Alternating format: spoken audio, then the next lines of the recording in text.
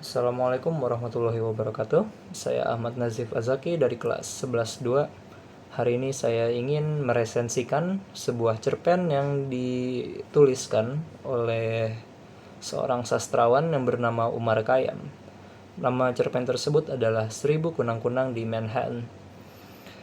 Seribu Kunang-Kunang di Manhattan ini merupakan kumpulan cerpen dari Umar Khayyam, seorang sastrawan yang menggeluti kisah bercerita berlatar Jawa pada umumnya.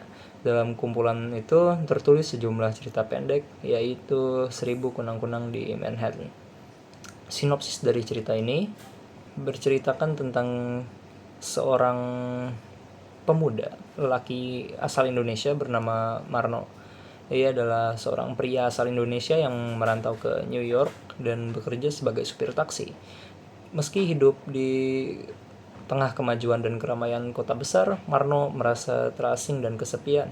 Ia berjuang untuk mencari makna hidup sambil merindukan kampung halaman dan masa lalunya.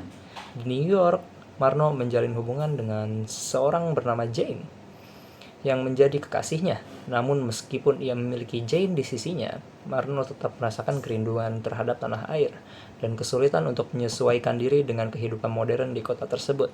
Cerpen ini menggambarkan konflik batin yang dialami Marno dalam pencariannya akan jati diri dan kedamaian hati di dunia yang asing baginya. Lanjut, berikut ke penokohan. Marno adalah tokoh utama dalam cerpen ini, yang digambarkan sebagai pria yang sederhana, terasing, dan terjebak dalam pencarian jati diri di tengah kesibukan New York.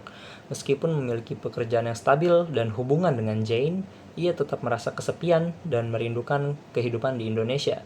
Penokohan Marno sangat mendalam, dengan karakter yang penuh perasaan dan kompleks, yang berusaha mencari makna hidup di dunia yang penuh kontradiksi. Sedangkan Jane, kekasih Marno, adalah karakter pendukung yang penting di dalam cerpen ini. Sebagai wanita yang berasal dari New York, Jane menjadi bagian dari dunia modern yang jauh berbeda dengan dunia Marno di Indonesia. Meski hubungan mereka dekat, tetapi Jane tidak mampu mengisi kekosongan yang dirasakan oleh Marno. Keberadaan Jane memperlihatkan kesenjangan antara kehidupan modern yang dijalani Marno di New York dan kerinduan terhadap kampung halaman dan nilai-nilai tradisional yang ia tinggalkan. Hubungan mereka menggambarkan bagaimana Marno, meskipun berada dalam hubungan yang penuh kasih, tetapi merasa tidak sepenuhnya terhubung dengan kehidupan yang ada di sekelilingnya. Amanat. Amanat dari cerpen ini adalah tentang pencarian identitas dan makna hidup di tengah kehidupan modern yang penuh tekanan. Cerpen ini mengajarkan bahwa meskipun kita hidup di dunia yang berkembang dengan pesat dan serba cepat, kita tetap harus menjaga dan memahami akar budaya serta jati diri kita. Perasaan kesepian dan kerinduan bukanlah hal yang negatif, melainkan bagian dari proses pemahaman diri yang lebih mendalam. Meskipun Marno terjebak dalam kesendirian di tengah kota yang besar, perjalanan batinnya mengingatkan kita tentang pentingnya menjaga keseimbangan antara dunia yang kita jalani dan nilai-nilai yang kita pegang. Berikut adalah kelebihan dan kekurangan dari cerpen ini. Yang pertama, ada kelebihannya dulu, yaitu penggambaran konflik batin yang kuat. Penulis Umar Khayyam berhasil menggambarkan dengan sangat mendalam perasaan batin Marno yang terasing dan bingung, serta pencariannya akan makna hidup.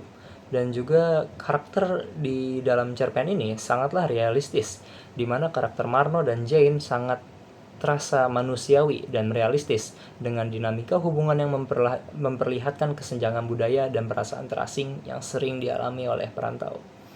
Sekarang ke bagian kekurangannya. Alur yang lambat.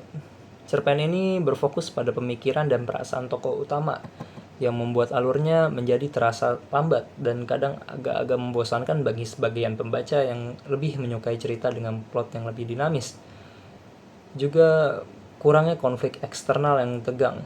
Cerpen ini lebih berfokus pada konflik internal Marno, sedangkan konflik eksternal cerita ini kurang terasa. Dan sekian dari saya, Ahmad Nazif dari kelas 11-2. Wassalamualaikum warahmatullahi wabarakatuh.